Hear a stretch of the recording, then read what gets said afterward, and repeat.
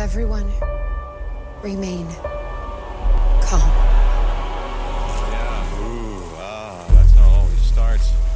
And later there's running and screaming. Somebody talk to me! What is happening? Welcome to Jurassic World. You're listening to the Jurassic Park Podcast. You want to consult here or in my bungalow? Hold on to your butts. Well, we're back. Hello and welcome to a special update episode of the Jurassic Park Podcast. Now, I'm your host, Brad Jost, and today we finally have the sequel director announcement that we've been waiting for. Today is Monday, April 18th, 2016, and the powers that be officially let us know that the Spanish film director JA Bayona will be directing the sequel to Jurassic World. Now, rumors have been floating around since about January about Bayona possibly coming on board for a Jurassic sequel once he left the World War Z sequel. Now, apparently, he left that film due to a bit of time constraints, but he officially does not have that problem here, as this film does not come out until June 7th, 2018, which is the UK opening date, and he has all that time to finish this film, so hopefully he can get that done. Now, Derek Connolly and Colin Trevorrow have written the script, and of course Steven Spielberg and Colin are executive producing. Now, the film has brought on Frank Marshall and Pat Crowley to return to produce, but this time they are joined by, which I'm assuming is Bayona's producer, I'll try to get this name right, Beline Atienza. Hopefully I'm getting that right, I'm not sure exactly. Now, Bayona does come into the franchise with a bit more behind him than Colin did when he came into the franchise. Now, you have maybe seen some of Bayona's work. Previously, he directed features The Orphanage and The Impossible. He's also directed 2 episodes of Showtime's Penny Dreadful. And he also has a film coming out soon called A Monster Calls, and I think it's coming out later this year, I think around October. So I'm sure, like all the other Jurassic Park fans out there, will all be heading out to support him, with his work, but also to get a glimpse at his directing style. Because some of those other films we may not have seen. I think The Orphanage was back in 2007, The Impossible in 2012, and they weren't on Netflix online last I checked, so you might have to find them elsewhere to rent them. But we've got some good news here. So far, his films have been nominated and won awards, so we have a little bit to be hopeful for his work in the sequel. And of course, there's a lot of speculation that his work on those darker films will lend a bit of tone to this Jurassic sequel. Now, maybe we are going to get something dark along the lines of The Lost World, but it's really still a bit too early to know, but it is definitely interesting to speculate. Now, enough from me. I have a few responses here from people online about that announcement. First one here comes from James Hawkins from Jurassic Unicast, and he says, "Hey Brad, hope you're well. The latest news of the Jurassic World 2 director announcement is great news in my opinion. His character and emotional drama portrayal in The Impossible was truly captivating and intense. Emotion, great characters, and tenseness are exactly what a Jurassic film needs.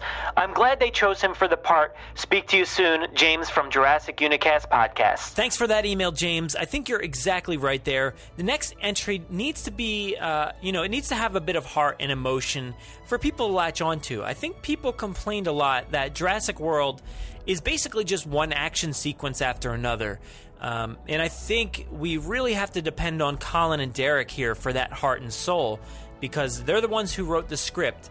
So, unless it's not in there, Bayona's not going to have anything to put on screen. So hopefully they put that in the script there. But again, thank you for the message, man, and I'll certainly talk to you again here soon on the podcast.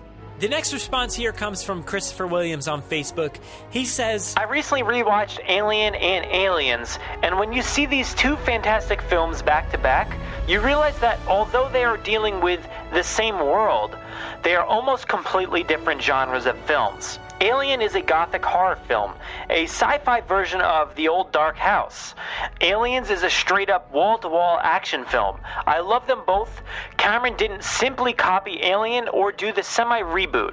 He rather took elements from the original film and moved the series forward in new directions. My issue with JP Films is that so many aspects of the sequels, especially Jurassic World, felt like been there, done that. I'm hoping that the new director will do for the JP series what Cameron did for the Alien series. Move the story in new directions and give JP fans something we haven't seen in the series yet. Also of note, Alien and Aliens relied upon amazing practical effects, and they hold up far better than today the CG-heavy Aliens 3 and Alien Resurrection. Might be unrealistic to hope for, but I would love to see a new JP film that put more emphasis on practical effects. Now, I absolutely had to include this one on the update here. I think he is really hitting it on the mark here. There is absolutely nothing wrong with doing things differently. I think people get a bit, hooked up on the same old routine. It gets frustrating to hear all those critiques that things didn't feel the same. Then you get Star Wars, which basically held the same formula as A New Hope. The Force Awakens was basically the same. But then people complained that those were too similar. So you really can't get it right here with how different things can be or how the same they can be. A ton of people were looking for that awe and wonder from the original film. But I think Chris from Crisscross Media put it perfectly on a recent episode of the podcast, kind of summing up his words as best as I can. He said that the Brachiosaurus scene happened, and you can't repeat that magic. I think that is the perfect way to describe it. You can't expect to have that same magic in new films here, because it's already happened. It's done. Now, The Lost World certainly didn't copy the same format as Jurassic Park, so I hope this sequel will do the same. Also, you're right, the animatronics need to make a big comeback. Now, with Colin still in the mix, I think he'll push hard for it this time, but really, who knows, because they made plenty of money without them last time. Over on Twitter, Diego Rodriguez says, I'm very happy that Bayona is the director. Watch The Impossible and it's amazing. Great movie with lots of tension and emotions. I hope he makes Jurassic World 2 more dark and serious. And I hope he gives the characters more complexity and development, and understands that we need to see new dinosaur species and not a hybrid flood. After all these great things that everybody's saying about The Impossible, I really need to find this and watch it. Also, Diego brings up a great point here about the hybrids. Now, I think a lot of people are done with this hybrid storyline. People are sick of it already, even after just one movie. I think a lot of people just want to see real dinosaurs. I think this needs to be put out in a poll somewhere here on the future on the podcast, because it seems like the consensus is that people just want those more realistic dinosaurs, maybe even take a more naturalistic approach as to what we know they look like now, but who knows? But overall, I think everybody is really excited for this sequel and for JA Bayona to be directing it. Thanks again for checking in on this special update. Make sure to listen to this week's episode featuring Matt Prody, where we discuss our top 5 villains in the franchise. If you want to interact with us, we do most of our work over on Twitter at Jurassic Park Pod. We're also on Facebook at facebook.com/Jurassic Park Podcast. And our Instagram handle is at Jurassic Park Podcast. You can listen to us via iTunes. Now we're on Google Play, so make sure to check that out. Stitcher, SoundCloud, Podomatic, and YouTube, or really wherever else podcasts are found. So make sure to subscribe to automatically get new episodes each and every week. If you haven't already, please, of course, give us a 5-star review in iTunes or an amazing review wherever you listen to the podcast. You know how much it will help our rankings and make it easier for fans like you to find us. We're always spotted commenting on the Jurassic Park subreddit as Jurassic Park Podcast. And if you want to get a hold of us, you can email us with any news stories, MP3s, segment ideas, pictures, top 10s, or comments about this director to JurassicParkPod@gmail.com. If you'd like to record something for the show, of course you can send it in to us and we'll feature it in an upcoming episode. Now, a lot of people don't have a way to record, so if you don't, you can give our voicemail a call and leave us a message.